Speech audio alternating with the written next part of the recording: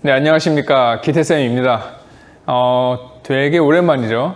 저도 지금 너무 오랜만에 촬영이라서 지금 좀 어색하고 다시 좀 처음으로 돌아간 것 같은 그런 느낌이 듭니다. 여러분들도 이제 그동안 긴 방학, 거기다 연장된 방학 즐기고 계시죠? 근데 어쨌든 지금은 명백히 방학이 아니라 수업 기간이기 때문에 우리가 이 온라인 수업 또 앞으로 열심히 들어주셔야 됩니다. 네, 저도 요즘에 하는 게 좀 많아서 지금 좀 바쁘긴 하지만 열심히 영상을 제작할 테니까 함께 우리 2학기 잘 보내봅시다. 자, 그러면 수업 시작하도록 하겠습니다.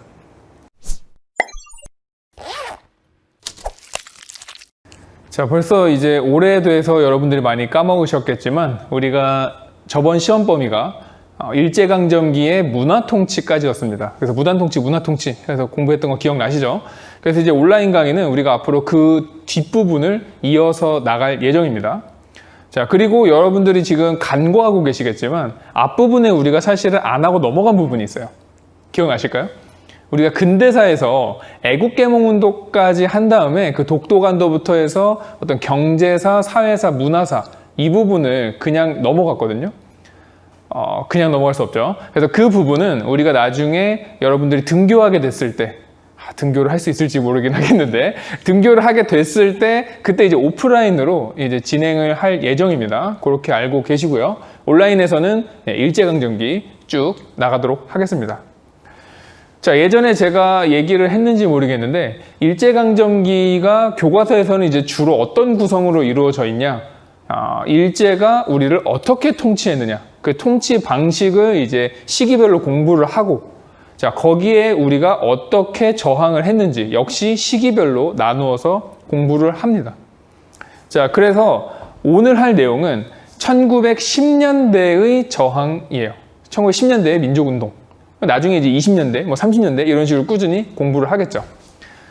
자, 1910년대는 우리가 무단통치, 요거 기억나실 겁니다. 되게 강압적이고 억압적인 분위기였고 여러 가지 이제 권리 이런 것들을 박탈당했던 그런 시절이었죠. 자, 그럼 그 시기에 어떤 식으로 저항을 했는지 보도록 하겠습니다. 자, 일단 기본적으로 1910년대에는 뭐가 안 됐다? 결사를 만들 수 없다. 결사를 만들 수 없다? 결사할 수 없다? 어쨌든 단체를 만들 수 없다. 그래서 1910년대에 이제 단체가 있다. 그럼 일단 단체 숫자 자체가 어떻겠습니까?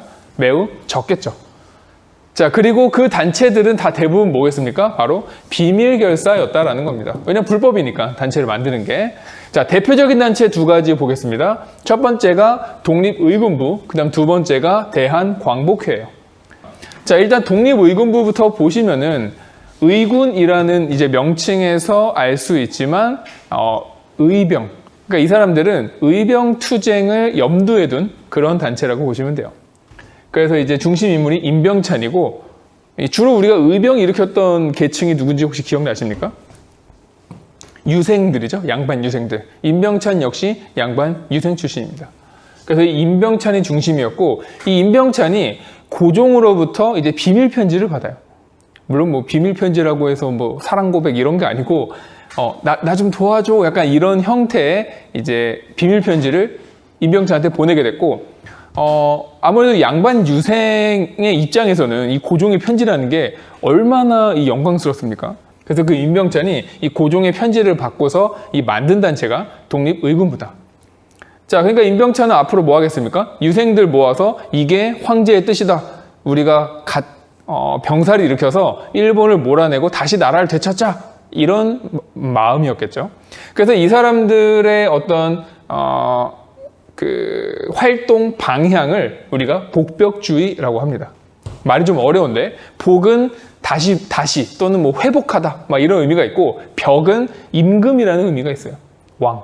그러니까 고종을 다시 왕의 자리에 세우자라는 게 이 사람들의 활동 방향이에요. 아무래도 유생이다 보니까 어떤 사고방식 자체가 예전 사고방식에 머물러 있기도 한 거죠. 자, 근데 이들이 이제 했던 활동 중에 국권 반환 요구서, 그러니까 나라의 권리를 돌려주세요 하는 요구서를 일본에게 제출하려고 했습니다. 사실 좀 이해가 안 돼요. 이거 제출한다고 일본이 돌려주지 뭐 이럴 일은 없잖아요. 그래서 왜 이런 짓을 하려고 했는지 모르겠는데 어쨌든 결과적으로는 이거를 제출하려는 과정에서 발각되고 결국에는 독립의금부는 해체되고 맙니다.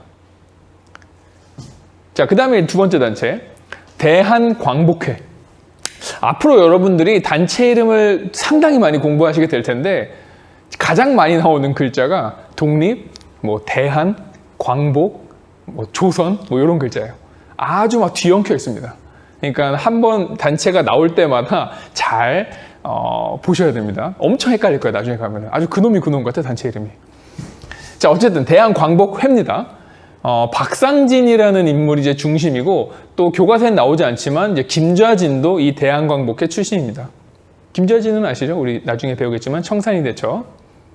자, 이 대한광복회의 특징이 뭐였냐면은 두 가지 단체가 이제 결합된 형태예요. 하나는 이제 좀 의병투쟁을 좀 중심으로 했던 단체와 그 다음에 애국계몽운동을 좀 했던 단체가 결합이 돼서 만들어진 단체입니다. 사실 둘은 별로 사이가 좋진 않죠. 좋진 않은데 둘이 어쨌든 함께 했고 그러다 보니까 이 대한광복회는 두 단체의 성향이 좀 골고루 섞여 있어요. 자, 일단 활동 방향을 보겠습니다. 공화주의. 아까 복벽주의라고 했는데 이번에 대한광복회는 공화주의. 이제는 우리가 공화주의 했을 때 대충 아셔야 돼요. 막 여기서 막 공화춘 막 이런 거 떠올리면 진짜 저를 화나게 하는 거고 공화주의 뭡니까? 공화정. 그죠? 대통령을 중심으로 하는 국가 체제. 그러니까 아무래도 애국계몽운동 계열의 인물들이 포함됐기 때문에 이 사람들은 조금 더 예전과 다른 형태의 다른 정치 형태의 나라를 상상할 수 있었던 거죠. 그래서 공화정을 주로 주장을 했다. 물론 이제 의병 계열이 있었기 때문에 내부적으로는 복벽주의를 염두에 둔 인물들도 있었다고 합니다. 하지만 단체의 어쨌든 중심은 공화주의다라는 거. 자, 그래서 얘네들이 뭘 했냐면은 일단 단체 자체가 군대 조직이에요. 그래서 박상진도 뭐 총사령관 막 이런 식으로 직책을 이제 만듭니다. 그래서 군대 형태고 주로 하는 거는 이제 친일파들 처단하러 다니는 거. 막 친일파들 집에 이제 몰래 들어가가지고 처단하고 걔네들이 이제 쌓아놓은 돈 가져간 다음에 이제 이걸로 우리 나중에 독립운동 기지를 만들자. 뭐 이런 식의 활동을 했다고 보시면 됩니다. 그래서 이제 뭐 군자금, 뭐 가끔 이제 어떤 세금을 싣고 가는 그런 이제 마차나 이런 것도 공격해가지고 그거를 털기도 하고 그래서 여러 이제 그런 식의 활동을 했습니다. 자, 그러다 보니까 아무래도 얘네들 활동 좀 어때요? 좀 위험하죠. 그러니까 이게 아무래도 드러날 수밖에 없는 활동이기 때문에 일본군의 표적이 되기가 쉬웠고 당연히 이제 이 활동 과정에서 체포당하는 인물이 많아요. 그래서 결국 대한광복회도 더 이상 이제 활동을 못하게 되고 대부분의 사람들은 이제 만주로 건너가서 활동을 하게 됩니다. 그래서 가장 대표적인 단체 이 두 가지가 있다. 당연히 이제 시험 문제를 이제 섞어서 내기가 좋겠죠. 막 공화주의, 복벽주의 막 섞어서 내고. 그래서 이 독립의금부와 대한광복회가 각각 어떤 성격인지를 잘 생각하셔서 이야기를 연결해서 공부하시면 될 것 같아요. 자, 그다음 그 외에도 제가 아주 단순하게 써놨는데 최응원, 이건 단체 이름 아니고 사람 이름인데 흔히 이제 마지막 의병장이다라고 부르는 사람이에요. 우리가 의병이라는 게 사실은 남한 대토벌 작전 이후에 거의 명맥이 끊겼죠. 그래서 이제 의병이라는 게 사실 거의 없었는데 그래도 마지막까지 의병이라는 이제 이름을 달고 싸웠던 인물이 최응원이라는 사람이에요. 1915년에 결국 체포가 되죠. 그 다음에 이제 뭐 책에는 기성볼단 뭐 이런 여러 가지가 있는데 그 중에 이제 우리가 기억해 줄 만한 거는 송죽회 정도. 송죽회는 이제 선생님들 중에서 이제 여성들이 만든 단체입니다. 그러니까 우리가 흔히 이제 이전까지는 어떤 역사 하면은 남성들의 역사만 주로 우리가 공부를 해왔는데 사실 이때부터는 남성과 동등한 교육을 받은 여성들이 등장하기 시작해요. 그래서 그 여성들도 당연히 이제 어떤 사상이나 이런 것들이 기존의 어떤 여성들과 다르기 때문에 막 독립운동에도 적극적으로 참여를 하고 자신들의 역할을 해나갑니다. 그래서 예전에는 이제 교과서에 그런 내용이 많이 없었지만 요새는 이런 일제강점기에서의 여성들의 활동 이런 것들도 많이 이제 추가되고 있는 추세입니다. 우리 교과서에도 이제 앞으로 등장을 할 거예요. 어쨌든 송죽회 여성들도 열심히 싸웠다라는 거 정도 아시면 될 것 같습니다. 자, 그런데 사실 1910년대에는 이 너무 강압적인 그런 분위기, 그리고 이런 것들을 다 불법으로 보는 그런 통치 방식 때문에 국내보다는 국외에서의 활동이 조금 더 활발해요. 자, 그래서 이번에는 국외로 넘어가도록 하겠습니다. 자, 크게 세 지역, 만주, 연해주, 그 다음에 미주, 그러니까 뭐 아메리카 대륙 정도로 이해하시면 될 것 같아요. 뭐 미국, 멕시코 정도. 그래서 이렇게 대표적인 지역이 있고, 각각 이 동네에서는 이제 우리가 독립운동을 위한 일종의 기지를 건설하려는 노력들이 있습니다. 자, 그럼 하나씩 보겠습니다. 일단 여기서는 공부하실 때, 단체가 되게 많아요. 보시면 알겠지만 막 열이 받죠. 이 단체들의 이름을 여러분들이 하나씩 다 외우려고 하면은 머리가 빠개질 겁니다. 사실 안 빠개지는데 귀찮죠? 저희가 조금만 이제 도움을 드리는 겁니다. 이름을 다 외우지 마시고요. 이 단체 이름이 나왔을 때, 얘가 어느 지역이다 라는 것 정도는 아셔야 됩니다. 뭐 그게 그거 같긴 한데, 그죠? 그 지도 있죠? 교과서에. 그 지도를 보시면서 단체 이름을 들었을 때, 예를 들어서 신흥무관학교다. 그럼 여러분들은 서간도 정도까지는 아셔야 된다는 거예요. 아시겠죠? 자, 그럼 들어가겠습니다. 자, 일단 만주예요. 만주는 어쨌든 한반도하고 바로 붙어 있는 지역이기 때문에 우리나라 사람들이 가장 많이 이제 넘어가서 살았던 그런 동네입니다. 자, 이 만주를 우리가 또 대표적으로 이제 두 개로 나눠서 이제 보통 지역을 보는데, 백두산을 기준으로 해서 그 백두산의 동쪽 지역을 북간도라고 하고 왼쪽 지역을 서간도라고 해요. 그래서 북간도와 서간도 정도는 구분해서 단체를 공부하시면 돼요. 자, 북간도에는 이제 사람들이 많이 건너가가지고 이제 마을이 형성된 곳이 두 군데가 있어요. 하나가 이제 명동촌, 또 하나가 용정촌. 마을이에요, 마을. 여기 사람들이 막 모였겠죠. 제가 이제 예전에 이 용정촌을 여행을 간 적이 있어요. 우리나라 사람들이 많이 건너가서 살았던 지역이라서 그런지 여전히 한글로 된 간판들이 거리 곳곳에 있습니다. 신기하죠? 그리고 제가 또 명동학교의 옛터 거기도 가봤는데 거기 현재 기념관이 있거든요. 그리고 또 이 명동학교에 다녔던 아주 유명한 인물 윤동주 시인의 생가도 제가 직접 가봤습니다. 제가 여기다가 사진으로 막 띄워드릴게요. 내가 자랑하려고, 내가 갔다 왔다는 걸 자랑하려고. 보통 여기를 가는 경우가 흔치 않습니다. 되게 희귀한 곳을 갔다 온 거예요. 아마 김희관 선생님도 안 가보셨을 거예요. 어쨌든 사진 한번 이렇게 감상을 하시고요. 제가 이런 데를 갔다 왔다는 거. 어쨌든 이 명동촌과 용정촌에 이제 사람들이 모여 살기 시작했고, 당연히 이제 사람들이 이제 단체 같은 거 만드는 거 좋아하니까 단체 만들었겠죠. 간민회라는 단체가 나옵니다. 간자는 이제 개간하다 뭐 이런 뜻이겠죠. 그래서 만주에 당시 넘어갔던 사람들의 어떻게 보면은 가장 중요한 일 중에 하나는 땅을 개간하는 거예요. 일단 먹고 살아야 되지 않습니까? 만주는 거의 뭐 허허벌판이니까. 그래서 열심히 밥 갈자. 그래서 간민회 이런 단체가 나와요. 그리고 이 사람들이 어쨌든 열심히 또 공부를 해야 되지 않겠습니까? 그래서 이제 명동학교라든지 뭐 서전, 서숙 이런 학교들도 만들게 됩니다. 원래 여기서 얘기했어야 되는데 명동학교에 윤동주 시인 다녔다라는 거. 자, 그 다음에 이제 서간도로 가보겠습니다. 서간도는 이제 삼원보라는 이제 어떤 도시라고 해야 될까요? 어떤 지역이 있어요. 이 삼원보를 건설했던 단체 혹시 기억나실까요? 예전에 삼원보 가르쳤나? 지금 알면 됩니다. 이 삼원보는 이거 빨간색으로 하면 너무 여러분들한테 저기 하는 것 같으니까 흰색으로 그냥 할게요. 신민회 기억나요? 신민회?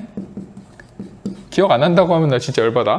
신민회에서 만든 이제 어떤 독립군 기지예요. 삼원보. 여기에 이제 신한민촌이라는 어떤 마을이 형성이 되는 거죠. 그리고 거기에 경학사라는 단체가 만들어진 겁니다. 역시 비슷한 느낌. 경 무슨 경이겠어요? 밭갈 경자입니다. 그래서 밭 갈고 공부하고 하는 단체인 거죠. 경학사. 그게 뭐 나중에 뭐 부민단이 되고 한족회가 되고 한다라는 거 정도. 그 다음에 이 신민회가 이 삼원보에 만들었던 게 바로 이 신흥강습소죠. 나중에 신흥무관학교로 이름이 바뀌는데, 이름에서 알 수 있듯이 주로 이제 독립운동에서 무장투쟁 계열, 이 무장투쟁을 하는 군인들을 양성했던 곳이고, 실제로 이 신흥무관학교 출신 중에 독립운동가로 이제 활동한 인물들이 상당히 많습니다. 이 신흥무관학교의 건설에 있어서, 그러니까 신민회 회원 중에서 유명한 사람이 바로 이회영이라는 사람이죠. 우리 교과서에도 아래 이제 참고 자료로 이회영의 이야기를 담고 있는데, 아마 중학교 때 들어보신 적이 있을 겁니다. 엄청 유명한 집안이고 돈도 많았죠. 그런데 이제 나라를 빼앗기고 이제 살기가 어려워지니까 이 이회영 일가가 가지고 있는 어떤 집이라든지 땅이라든지 이런 재산들을 다 처분해가지고 그 돈을 가지고 이 만주에다가 삼원보에다가 독립군 기지를 건설한 겁니다. 뭐 그런 거 따지는 거 좋아하는 사람들 많잖아요. 그 당시 이회영이 처분했던 그 재산이 지금으로 환산하면 거의 1000억 가까이 된다고 합니다. 뭐 최소로 잡았을 때 600억이라고 이미 한 5, 6년 전부터 얘기를 했으니까 지금 기준이면 뭐 1000억 넘겠죠. 그래서 이제 이런 걸 보면은 우리가 왜 그런 말 하는 사람들 있잖아요. 일제강점기에 만약에 너네가 태어났으면은 너네도 어쩔 수 없이 친일을 했을 거야. 그 당시 사람들은 이게 어쩔 수가 없었던 거야. 뭐 이렇게 이야기하는 사람들이 있어요. 근데 이런 이회영 같은 인물을 볼 때마다 좀 그 말이 안 된다는 걸 느끼는 거죠. 이런 사람들도 어째 전 재산 털어가면서 독립운동을 했는데 무슨 뭐 친일을 한 게 어쩔 수 없었다라는 말을 한다라는 게 참 이해가 되지 않습니다. 어쨌든 이회영 한번 궁금한 분은 또 찾아보세요. 자, 그 다음에 연해주로 가겠습니다. 연해주는 러시아 땅이죠. 연해주 러시아 땅이고 주로 이제 블라디보스토크라는 이제 도시에서 사람들이 모이기 시작합니다. 여기에 이제 신한촌이라는 마을이 형성이 된 거죠. 자, 여기에 만들었던 단체가 이제 권업회, 뭐 대한광복군 정부 이런 단체고, 권업이라는 건 뭐 일을 권한다 이런 거예요. 야, 일 좀 해 해서 일을 권한다 이런 뜻인데 느낌이 좀 오죠. 그 다음에 여기서 나온 게 전로 한족회 중앙총회입니다. 아마 이 단체는 교과서에는 안 나올 거예요. 제가 알기로는. 근데 굳이 말씀드리면은 전로라는 거는 모든 뭐 러시아 이런 뜻이에요. 그러니까 러시아에 있는 모든 한족들의 중앙 모임이다. 뭐 이런 정도의 의미를 가진 단체고요. 기억하셔야 될 건 사실 얘보다는 이 옆에 있는 대한국민의회입니다. 얘는 기억을 하세요. 사실 지금 여러분이 펼쳐보고 있는 교과서에는 대한국민의회가 나오지는 않지만 나중에 우리가 다음 시간에 배울 임시정부 수립을 이야기할 때 그때 이제 중요하게 등장하는 단체 중에 하나입니다. 그래서 여기서 그냥 공부를 하고 가시는 걸로 하겠습니다. 어쨌든 연해주에서도 이런 식으로 이제 사람들이 모여가지고 독립운동 기지를 건설했었다라는 거. 자, 그 다음에 미국이죠. 당시 이제 우리나라 사람들이 너무 이제 한반도가 살기가 힘드니까 이제 고향을 등지고 이제 해외로 떠난 사람들이 있어요. 이제 만주, 연해주 같은 경우에는 이제 걸어서 갈 수 있는 곳이니까 이제 뭐 손쉽게 갔겠지만, 물론 그것도 쉽지는 않지만, 여기까지 간 사람들의 사연은 뭐냐면은 당시 이제 그 하와이에서 뭐 미국 이런 데서 노동자들을 막 모집을 해요. 그래가지고 가면은 막 되게 막 집도 좋은 거 주고 돈도 뭐 많이 주고 한다. 그러니까 사람들이 그래 내가 여기 있어봤자 어차피 뭐 제대로 살지도 못하는 거 그래 한번 속는 셈 치고 가자 하고 이제 배를 타고 미국을 간 거죠. 멕시코도 가고 진짜 속았던 거죠. 근데 갔더니 거의 뭐 사실상 노예나 다름없는 그런 상황에서 사탕수수 농장, 그 다음에 뭐 멕시코에서는 에네켄이라고 불리는 그 선인장 농장 이런 데서 정말 혹독한 노동을 했던 거예요. 뭐 기록에 보면은 하루에 뭐 17시간씩 뭐 노동을 했다고 하니까 어마어마하죠. 그래서 이제 이 미국 쪽에도 우리나라 사람들이 많이 있었는데 마침 거기서 이제 사건이 하나 터지죠. 우리가 저번에 배웠던 전명훈과 장인환이 이제 스티븐스를 저격했던 그런 사건이 벌어지게 됩니다. 그래서 그 사건을 계기로 이 지역에 있는 어떤 한인들이 야, 우리도 좀 하나로 뭉쳐가지고 우리의 목소리를 내자. 요런 이제 분위기가 형성이 됐다라는 거예요. 그래서 그때 만들어진 단체가 대한인 국민회입니다. 대한인 국민회. 요게 이제 미주에 있었던 한인 교포들이 만든 단체인 거죠. 자, 그리고 대조선 국민군단이라는 게 있는데 이름에서 알 수 있듯이 이거는 군대 조직이에요. 우리 교과서에 사진으로도 나와 있는데 박용만이라는 인물이 아예 거기 있는 사람들을 이제 군사 훈련을 시킨 겁니다. 나중에 혹시나 우리가 전쟁을 해야 될 수도 있기 때문에. 그래서 하와이에 있었던 어떤 군인이었다라는 거, 군대 조직이었다라는 거. 그 다음에 이제 숙모학교라는 게 멕시코에 있었는데 숙모는 이제 물을 숭상한다. 그러니까 이거 봐도 딱 뭔지 알 수 있겠죠? 이것도 역시 군인들을 양성하는 그런 학교였습니다. 멕시코에 있었어요. 멕시코에는 당시에 이제 아까 얘기했듯이 에네켄이라는 이제 선인장을 이제 자르는 그런 노동을 했는데 우리 교과서에서는 이제 그냥 스치듯이 설명을 하지만 이 얘기도 되게 슬퍼요. 그래서 제가 추천을 드리는 게 검은 꽃이라는 소설이 있습니다. 김영하 씨가 쓴. 한번 관심 있으신 분은 읽어보시길 바랍니다. 되게 재밌고 요 시기에 어떤 우리나라 사람들의 그 고통을 아주 생생하게 느낄 수 있어요. 자, 어쨌든 그래서 여기까지 해서 국외에 있었던 어떤 독립운동 단체, 기지 이런 것들까지 살펴봤습니다. 단체가 너무 많죠. 어쨌든 어느 지역 단체인지 정도까지는 꼭 공부를 해주시기 바랍니다. 특히 이제 만주 지역과 연해주 지역은 지도로도 같이 보셔야 돼요. 자, 그러면 우리가 여기서 당연히 수업이 끝날 리는 없겠죠. 남은 시간은 이제 최대한 한번 3.1운동을 나갈 수 있는 데까지 나가보도록 하겠습니다. 자, 3.1운동을 이제 공부하도록 하겠습니다. 3.1운동. 우리나라 역사에서 어떻게 보면 가장 중요한 사건이 뭐냐라고 했을 때 그 후보 중에 하나로 꼽힐 수 있는 그런 사건이고요. 또 우리가 작년이 이 3.1운동 100주년이 됐던 해이기도 합니다. 그래서 이제 이 3.1운동과 관련된 어떤 이야기들이 작년부터 이제 또 영상으로도 많이 나오고 있는데 근데 이제 우리가 또 상당히 이거를 3.1운동에 대해서 정확하게 알고 있는 사람들도 그렇게 많지가 않아요. 그래서 우리가 오늘 이 3.1운동이 도대체 뭔지, 도대체 뭐길래 이렇게 중요한 사건으로 여기는지 보도록 하겠습니다. 근데 아마 시간상 제가 3.1운동 끝까지 다 할 수는 없을 것 같고 하다가 이제 끊기면은 나머지는 이제 다음 시간으로 넘기도록 하겠습니다. 자, 3.1운동. 자, 3.1운동 몇 년이죠? 우리가 보통 연도가 중요한 사건이 몇 개 있어요. 그 중에 하나가 3.1운동인데 우리가 보통 옛날에 이렇게 배웠죠. 아이고 네, 1919년입니다. 왜 연도가 이제 중요하냐면은 어쨌든 우리가 이 1919년이라는 해 어떤 느낌이냐면은 무단통치의 마지막인 거죠. 그러니까 우리가 10년대는 무단통치고 20년대 문화통치라고 하지 않습니까? 그러니까 1919년이라는 해는 이 무단통치의 거의 끝자락이었다라는 거야. 그러니까 우리가 어떤 느낌이 와요? 그러니까 결국 참다 못해서 들고 일어난 사건이라고 볼 수 있는 겁니다. 자, 그럼 이제 3.1운동의 한번 배경을 보겠습니다.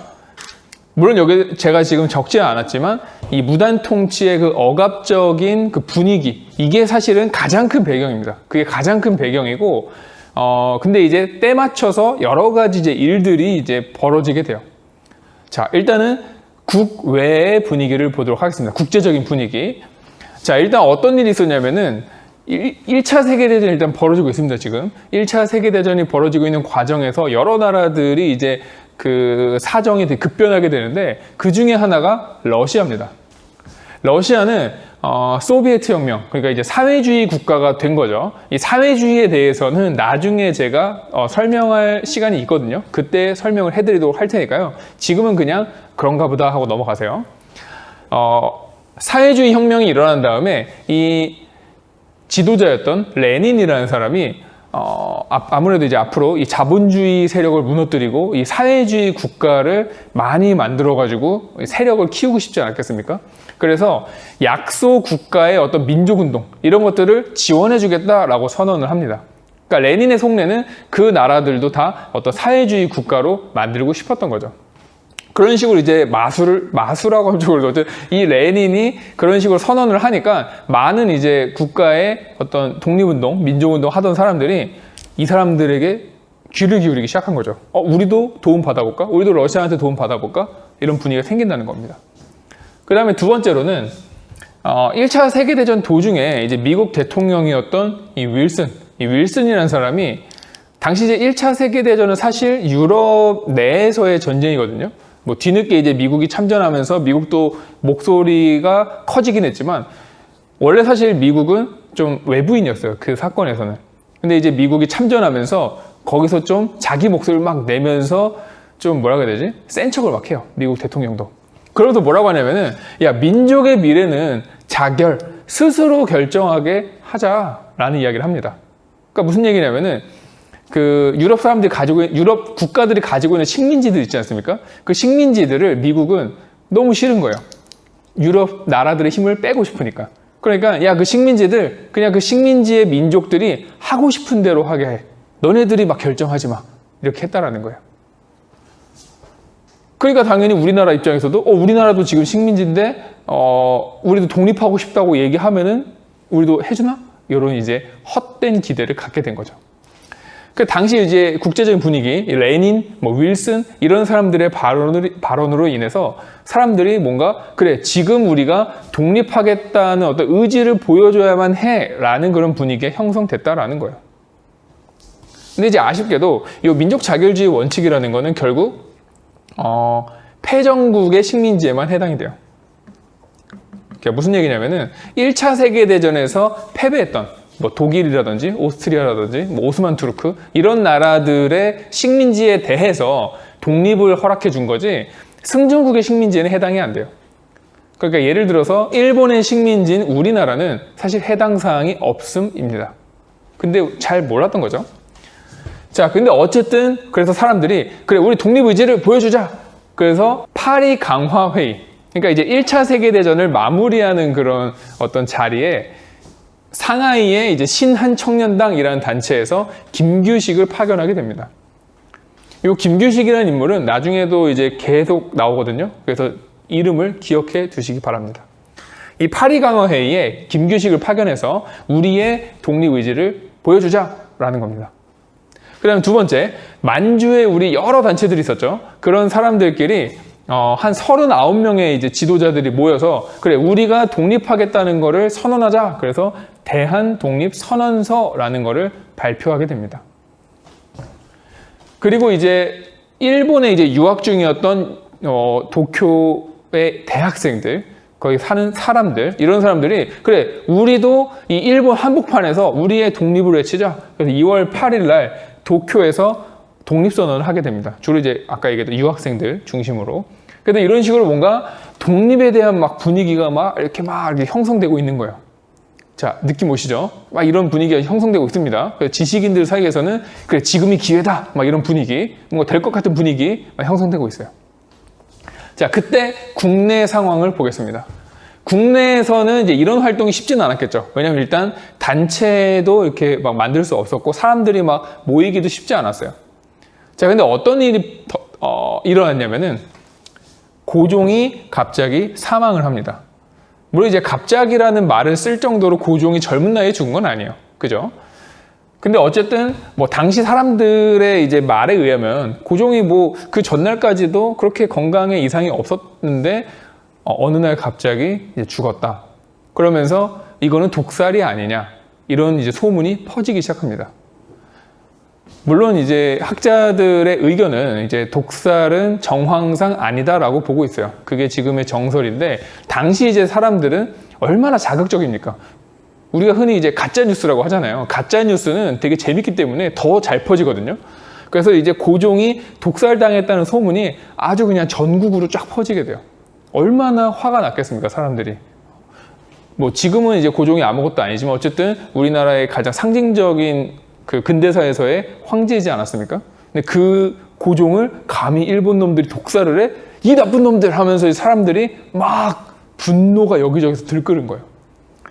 자, 그러니까 이제 지식인들, 이 어떤 민족 지도자들 이런 사람들은 지금 마침 어떤 독립의 기운이 막 불어오고 있는데 막 지금 백성들까지도 막 빡이 쳐 있어. 그러니까 이거를 우리가 어떻게 잘 이용해 보자. 그래서 이제 종교계의 지도자들이 모여서 계획을 세우기 시작해요. 왜 하필 종교계였냐면은 아까도 얘기했듯이 이 1910년대에는 모이기가 힘들어요. 단체를 만들 수 없기 때문에. 그런데 종교계는 종교활동이라는 명목으로 모일 수가 있죠. 그래서 당시 이제 천도교의 손병희, 안 써도 되는데 쓸까? 천도교의 손병희, 그 다음에 기독교의 이승훈, 그 다음에 불교의 한용운, 한 번씩은 다 들어봤을 법한 이름들일 거예요.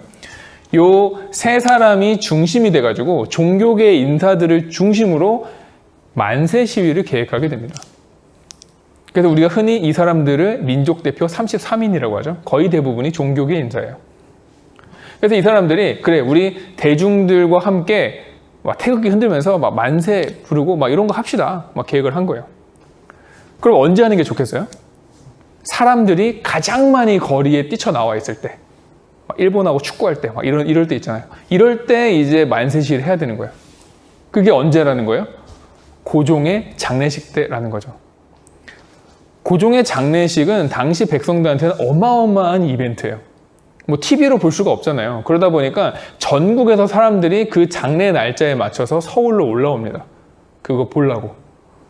그래서 그 사람들을 분노를 이제 이용한다고 하면 너무 나쁜 의미 같은데 어쨌든 그 사람들과 함께 이제 거리에서 만세 시위를 하자라는 게 이 사람들의 계획이었어요. 근데 이제 고종의 장례가 3월 3일이었습니다. 그래서 그 전날인 사실 3월 2일 날 해야지 더 좋았겠는데 3월 2일 날이 일요일이었어요. 그래서 이제 기독교 쪽에서 우리는 그날 교회 가야 돼서 안 된다. 그래가지고 이제 하루 더 앞당긴 3월 1일로 하게 된 겁니다. 자, 그런데 이 민족 대표들이 조금 이제 이해할 수 없는 행동을 합니다. 대중들이 이해할 수 없는 태화관이라는 일종의 요리집에서 모여가지고 독립선언을 자기들끼리 낭독을 해버려요. 그러니까 원래 계획은 탑골공원에 가가지고 민족대표 33인이 미리 작성한 독립선언서를 낭독을 한 뒤에 이제 거기에 있는 사람들과 함께 만세를 부르면서 거리를 행진하는 게 기존의 계획이었어요. 그런데 이상하게도 이날 이 사람들이 태화관이라는 이제 일종의 식당에서 자기들끼리 이제 선언을 하고 일본한테 자수를 해요. 우리 방금 독립선언 했지롱 이러고 이제 전화로 자수를 합니다. 그래서 일본 애들이 와가지고 이제 체포를 하게 돼요. 그래서 이걸 가지고 이제 사람들이 이해를 못 하는 거죠. 아니, 왜 저렇게 했지? 이해를 못 하는데 사실 이 사람들의 생각은 뭐였냐면은 그러니까 이게 사실 어떻게 보면은 엘리트들이 가진 좀 생각의 한계예요. 그러니까 대중들을 너무 무시한 겁니다, 일종의. 그러니까 만약에 탑골공원에서 만세를 했을 경우에 사람들 뭐 할 것이다? 막 이제 막 흥분해가지고 무슨 짓을 할지 모른다는 거예요, 사람들이. 근데 이 사람들이 생각한 거는 어떤 질서정연하게 무력을 쓰지 않고 평화적으로 시위를 해야지만 우리의 어떤 말에 힘이 실린다고 본 겁니다. 그러니까 예를 들어서 우리가 막 물건 막 다 때려 부시면서 막 좋은 말 하면은 사람들이 그 사람 말에 집중하는 게 아니라 그 사람 행동에 집중하게 되잖아요. 저런 사람이? 막 이러면서. 그러다 보니까 그걸 피하기 위해서 최대한 이제 유혈 사태를 피하기 위해서 평화적으로 이제 약간 일종의 퍼포먼스죠. 자기들끼리 선언을 하고 잡혀간 겁니다. 그러니까 어떻게 보면 좀 대중들을 좀 얕본 게 아닌가 싶어요. 제가 봤을 때는. 어쨌든 그렇게 이제 민족대표 33인은 잡혀가고 당시 이제 탑골공원에는 학생들과 시민들이 이미 기다리고 있었어요. 근데 얘네들이 안 와. 그래서 뭐지? 이렇게 웅성웅성 됐겠죠. 그때 어떤 한 학생이 단상 위에 올라가가지고 자기가 그 선언서를 낭독하기 시작합니다. 전재용이라는 학생이었던 걸로 제 이름을 기억하는데 뭐 교과서에 안 나오죠. 어쨌든 그 학생이 이제 독립선언문을 읽기 시작하면서 어떤 3.1운동의 만세 시위는 시작이 된 거죠. 그래서 사람들이 이제 너도 나도 막 태극기를 흔들고 거리를 쏘다니면서 만세 만세 이러고 다녔다는 겁니다. 실제로 어떤 폭력적인 행위도 일어나지 않았고요. 그래서 막 학생들이 중심이었어요. 그리고 막 시민, 많은 뭐 상인, 많은 사람들이 거리에 뛰쳐나와서 만세 운동을 하게 됩니다. 근데 이 만세 운동이라는 게 뭐 요즘엔 그런 분들 없겠죠. 뭐 3월 1일 날 하루 하고 끝난 게 아닙니다. 3월 1일을 시작으로 거의 2달 정도가 진행이 된 거예요. 처음엔 서울에서 했겠죠. 그러고 나서 기차로 갈 수 있는 어떤 주요 대도시들, 뭐 의주라든지 뭐 평양, 그 다음에 부산, 뭐 원산 이런 도시들, 그런 주요 대도시에서 이 만세 시위가 함께 일어나기 시작해요. 그러니까 뭐 분노한 사람들은 서울에만 있는 게 아니니까. 그러자 이제 일본이 이거 큰일 났다, 이거 어떡하냐 고민을 합니다. 근데 이 3.1운동을 이제 일본 애들이 보니까 주로 누가 하느냐? 학생들이 한다는 거예요. 그래서 학생들이 못 나오게 하면 되겠다. 그래서 일본이 어떻게 하냐면은 휴교령을 내려요. 너네 학교 나오지 마라. 이렇게 해버립니다. 왜냐하면 당시에는 이제 연락수단이 없잖아요. 뭐 카톡이, 뭐 페맨이 뭐 이런 게 없으니까 학생들이 일단 학교를 나갑니다. 등교를 하면은 뭐 수업 듣기도 싫죠. 애들한테 오늘 그냥 만세나 때리러 나가자. 그럼 이제 애들 손잡고 거기 만난 애들끼리 그냥 거리로 나가는 거예요. 공부 안 하고. 그러니까 일본 애들이 얘네들이 학교를 못 나오게 하면 못 모이겠구나. 이래서 휴교령을 때린 겁니다. 그러니까 실제로 이제 학생들이 학교가 휴교가 되니까 할 게 없는 거예요. 그러니까 일부 학생들은 뭐 이제 방학인데 나 고향이나 내려가야지 이러고 지방에 가는 겁니다. 그럼 그 친구들이 이제 지방에 가가지고 뭐 집에서 뭐 넷플릭스 보고 이러지는 않겠죠. 뭐 하겠습니까? 서울이 지금 뭐 하고 있는지 막 얘기해 주는 거예요.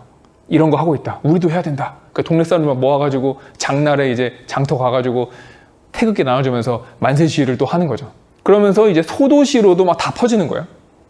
농촌에서도 이제 만세 시위를 시작하는 거죠. 그러면서 이제 누가 합류하기 시작하냐면은 농민들이 합류하기 시작합니다. 이분들은 조금 무섭죠. 다른 이제 학생들이 이제 막 귀엽게 막 태극기를 들고 나올 때 이분들은 농기구를 들고 나와요. 그래서 뭐 만세 만세 이게 아니라 으이씨 하면서 이제 일본의 그 면사무소니 막 이런 것들을 부수고 다닙니다. 그러니까 사실상 이때부터 우리도 무력 투쟁을 시작하게 돼요. 아무래도 이게 쌓인 게 얼마나 많습니까, 이분들은. 그게 분노가 그냥 막 행동으로 나오는 거예요. 그래서 일본도 당연히 이제 무력으로 진압을 했겠죠. 물론 이제 우리가 막 무력을 해서 무력을 진압했다 이런 얘기는 아니고 일본도 이제 무력을 썼으니까 우리가 그렇게 했겠죠. 그래서 일본도 이제 우리를 막 무력으로 진압하면서 막 만세를 했다는 이유만으로 막 죽이고 막 체포하고 고문하고 그다음 마을 하나를 막 그냥 다 불태우고 학살하고 막 이런 사건들을 벌이게 되는 거죠. 가장 대표적인 사건이 제암리 학살 사건입니다. 들어보셨죠? 제암리라는 마을에서 이제 15세 이상의 남자를 다 교회에 오라고 합니다. 교회로 왜 오라 그랬냐면은 우리들이 그동안 너네한테 너무 잘못해가지고 그 사과할게 막 이런 식으로 교회로 오라 그래요. 그래서 얘네들이 뭐 잘못 먹었나? 왜 그러지? 하고 교회를 간 거죠. 그랬더니 밖에서 문을 다 잠그고 총을 난사했던 그런 사건입니다. 근데 그 사건을 이제 너무 이렇게 하니까 수업 시간이 길어지는데 스코필드 박사라는 분이 당시 이제 그 옆에 마을의 학살 현장을 방문하려다가 제암리에서도 학살이 일어났대요 해가지고 이제 가가지고 그거를 다 사진으로 찍어서 미국의 신문에 실어버린 겁니다. 그러면서 이제 일본에 대한 여론이 되게 안 좋아져요. 그러니까 흔히 이제 그런 거 있잖아요. 야, 나는 그렇게까지 안 했다. 야, 우리는 식민지에 그 정도까지 안 하는데 너넨 좀 너무하네. 이런 식의 분위기가 형성이 돼요. 그래서 일본이 사실은 이제 문화 통치로 바꾸게 된 어떤 계기 중에 하나이기도 합니다. 어쨌든 그런 식의 이제 학살들이 있었다. 뭐 대표적인 건 제암리 학살 사건이지만 사실 우리가 밝히지 못한, 알려지지 않은 그런 학살 사건들도 되게 많았을 거예요. 그래서 어쨌든 그런 식으로 이제 무력으로 진압을 하다 보니까 아무래도 계속해서 이제 이거를 진행하기는 쉽지 않았겠죠. 거의 뭐 목숨이 달려 있게 되는 일이니까. 그래서 점점 국내에서의 이제 만세 운동은 4월 말 정도 되면은 점점 사그라듭니다. 그리고 이제 그때는 이제 또 국외에서 막 미국이나 뭐 만주나 막 이런 데서도 그런 만세 운동이 이어지게 돼요. 그래서 여기까지가 이제 3.1 운동의 어떤 전개입니다. 제가 너무 길게 설명을 했는데 이 전개에서는 뭘 또 기억하시면 좋냐면은 제가 필기를 보시면은 필기를 안 하고 설명했구나 지금까지. 필기를 하겠습니다. 미안합니다 여러분. 제가 너무 수업에 심취해가지고 이 좋은 현상은 아닌데 필기를 하지도 않고 막 수업을 진행을 했어요. 근데 어차피 여기 전개는 이야기니까 뭐 무리 없었을 거라고 믿습니다. 자, 정리해 드릴게요. 전개 과정은 그러니까 초반에는 이제 주요 도시, 그러니까 서울이라든지 기차역으로 이어진 주요 도시에서 만세 시위가 있었고 이때만 해도 그래도 이제 평화적인 그런 시위가 주를 이루었다라는 겁니다. 그러다가 이제 휴교령이 떨어지고 학생들 집에 가고 하면서 농촌으로 확산되는 시점에서는 이제 우리도 무력으로 투쟁하기 시작했고 또 여러 학살 사건들이 막 일어나고 했던 시기가 이제 조금 나중입니다. 그래서 조금 이제 약간의 양상의 차이가 있다라는 거. 자, 그 다음에 이 농촌으로 확산되는 과정에서 활약했던 인물이 바로 유관순 같은 인물이죠. 그래서 유관순도 서울에서 학교를 다니다가 휴교령이 떨어지니까 이제 고향으로 내려가가지고 동네 사람들을 이제 모아서 만세운동을 하다가 붙잡혔고 결국에 이제 서대문 형무소에서 고문을 당하다가 결국에는 이제 돌아가시게 된 거죠. 좀 딴 얘기긴 한데 예전에 몇 년 전에 이 교과서에서 유관순이 빠졌다라는 걸로 좀 되게 논쟁이 됐던 적이 있어요. 사실 그 말만 보면은 되게 자극적이잖아요. 이제 유관순을 가르치지 않는다 막 이러면은 너무 자극적인데 왜 교과서에서 유관순을 이제 빼려고 했는지를 제가 살짝 알려드리면은 유관순이 어떻게 보면 이제 여성이고 그 다음에 어린 나이고 하다 보니까 조금은 이제 자극적인 면이 있죠.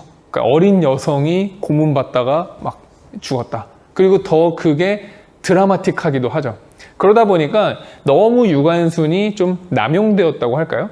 그런 과정에서 3.1운동 하면 딱 아이콘이 돼버렸어요, 유관순이. 그러다 보니까 사람들이 이 3.1운동에 대해서는 잘 모르면서 그러니까 유관순 이러고 있는 거예요. 그러니까 어떻게 보면은 너무 유관순이 강조된 나머지 본질이 흐려진다라는 점이 좀 있었던 것 같아요. 그러니까 유관순이 중요하지 않다 이게 아니라 유관순만 보지 말자 약간 이런 취지였다고 보시면 됩니다. 근데 이제 이렇게 너무 길게 얘기하면 사람들이 이해하려고 하지 않으니까 됐고 그냥 유관순 넣으라고 이렇게 돼버린 거죠. 물론 이제 유관순을 넣냐 안 넣냐 이거 자체는 중요한 게 아닌데 제가 드리고 싶은 말씀은 당시 이제 활동했던 사람들이 정말 많고 그러니까 유관순만 기억할 게 아니라 유관순과 같은 활동을 한 학생들 정말 많았다라는 거. 그러니까 대표적으로 몇 개 예를 들면은 당시 이제 유관순의 친구가 있어요. 유관순 친구인 이제 남동순이라는 학생이 있었는데 이 학생은 유관순하고 똑같은 코스를 밟습니다. 똑같이 고향에 내려와서 유관순의 옆마을 사람들을 불러 모아가지고 같이 활동하고 붙잡혀가지고 같이 고문을 받았는데 이분은 살아남으셨어요. 그 고문을 이겨내고. 그래서 그분은 그 이후로도 계속해서 독립운동을 하십니다. 되게 오래 사셨어요. 제가 알기로 2000년대쯤에 돌아가신 걸로 알고 있는데 그래서 이제 유관순을 친구로 기억하시는 분이죠. 근데 사실 우리는 그분에 대해서는 전혀 아는 게 없었죠, 지금까지. 그러니까 그런 분들도 있었다라는 걸 함께 기억해야 된다는 겁니다. 그러니까 유관순을 하나의 어떤 집단으로서 기억하시는 게 좋을 것 같아요.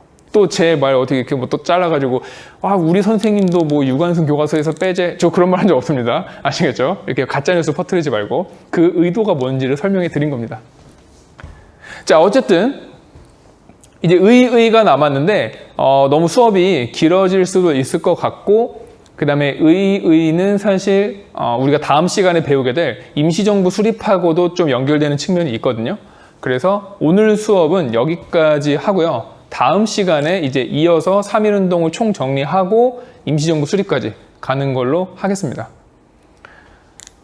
자, 그럼 오늘 수고 많으셨고 3.1운동 관련해서는 되게 다양한 자료가 있거든요. 뭐 영화도 있고 그런 것들도 한번 이번 기회에 보시면서 공부를 하시면은 좀 더 입체적으로 이 3.1운동이 다가오지 않을까 싶습니다. 자, 그러면은 다음 시간에 뵙도록 하겠습니다. 안녕.